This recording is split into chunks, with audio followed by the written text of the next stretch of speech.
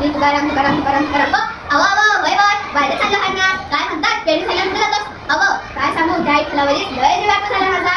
काय म्हणतात दैनिक अन्न आपल्या हातात हाय पण तो इंद्र पावला पाहिजे. नवमुलाचं तर मला नाक खूप चावच लागतं. काय म्हणताय मी काय म्हणते काही कळत नाही. अहो आईने बंड्या बाबांना चहा आणून दे या ऐवजी बंड्या तुझ्या बाबांना चहा आणून दे असा शब्द प्रयोग केला की समजायचे ही बाजारापूर्वीची शास्त्र होतो.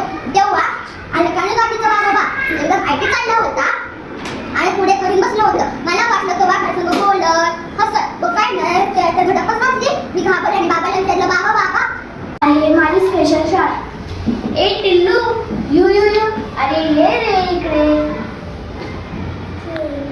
बाबा काय होय आज पण उशिरा चालत ना. जाऊन आणि मग समारंभाला काय म्हणता ओ टाइम होतात रोज असतं तुमचं. तुम्हाला सध्या माझ्यासाठी वेळच मिळत नाही. तुमच्याकडे पाहिलं मी बोलते त्यांच्याशी आणि काही नाही निघून घरी आल्यावर सुद्धा ते ऑफिसच काम. तुम्हाला पण ओळखीचं वाटलं असेल ना आपल्या सगळं. अहो हीच तर आहे कमानी घरघरची. पैसे खाली तुला आजी किती सुंदर बाग आहे घरी.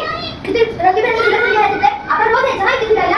आजी मी तुला देवपुरासाठी थोडी फुलं तोडू. नाही नाही फार नाही तोडत फक्त 4-5च. आजी कसली आहेत घरी फुलं. ही मोगऱ्याची आणि ही भेंडीची जुईची. त्याचं ताट देवासाठी ठेवले. अगं आई पण तू जेव्हा देवपूजा करते तेव्हा नैवेद्य म्हणून कधी शेंगदाणे कधी साखर असं देतेस. अगं देव तर हे खात का नाही. त्याचा खाऊ मलाच खावा लागतो. देव हे खाऊ खाऊ कंटाळला असेल तू उद्यापासून देव हे खाऊन कंटाळला असेल तू उद्यापासून तू मी आणि बाबा